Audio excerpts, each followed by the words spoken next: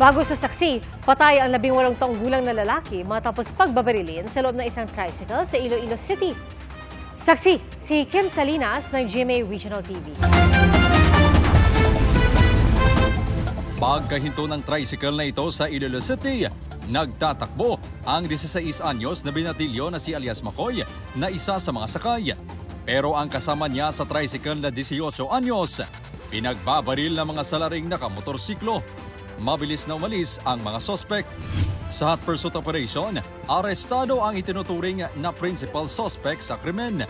Ayon sa mga pulis, sa salaysay ni alias Makoy, pinapunta nila ng suspect ang biktima sa isang boarding house para doon isagawa ang krimen.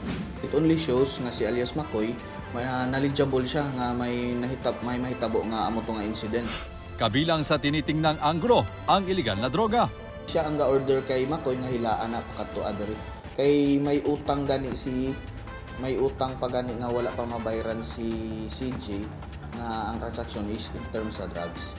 Nga ginapaningil na kuno sang babaw. Tumangging magpa-interview ang pamilya ng biktima. Inihahanda na rin ang reklamo laban sa principal suspect kay alias Makoy at dalawa pang individual. Para sa GMA Integrated News, ako si Kim Salinas ng GMA Regional TV, ang inyong saksi.